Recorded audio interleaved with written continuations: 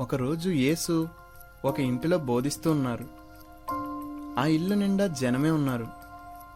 పక్షవాతంతో పడున్న ఒక అతన్ని నలుగురు మంచంతో సహా మోసుకొని వచ్చారు. లోపలికి వెళ్దామంటే జనం, దారి లేదు. ఏం చేద్దామా అని ఆలోచించి అతన్ని మంచంతో సహా యేసయ్య ఉన్న ఇంటిపైకి మోసుకెళ్లారు.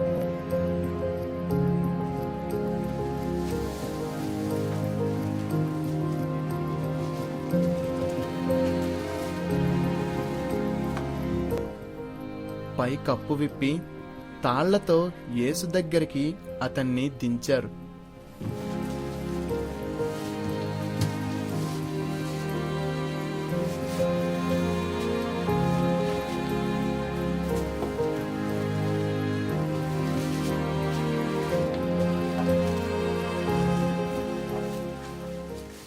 వారి నమ్మకాన్ని చూసి యేసు పక్షవాతం ఉన్న అతనితో, నీ పాపాలు క్షమించాను అన్నారు.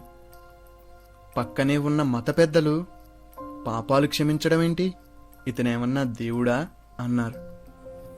యేసు వాళ్ళ వైపు తిరిగి, నీ పాపాలు క్షమించాను అని చెప్పడం సులువా, నువ్వు లేచి నడువు అని ఇతనితో చెప్పడం సులువా అని అడిగారు. పాపాలు క్షమించడానికి నాకు అధికారం ఉంది అన్నారు.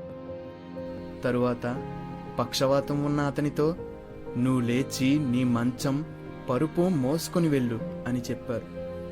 వెంటనే అతను లేచి తన సామాన్లు తానే మోసుకుని వెళ్ళిపోయాడు.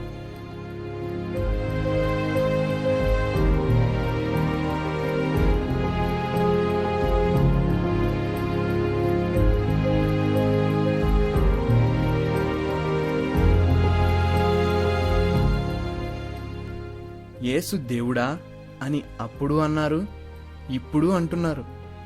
యేసు అప్పుడు అందరినీ బాగు చేశారు, ఇప్పుడు చేస్తున్నారు. వాళ్ళు ఆయన్ని నమ్మారు కాబట్టి ఆయన బాగు చేశారు.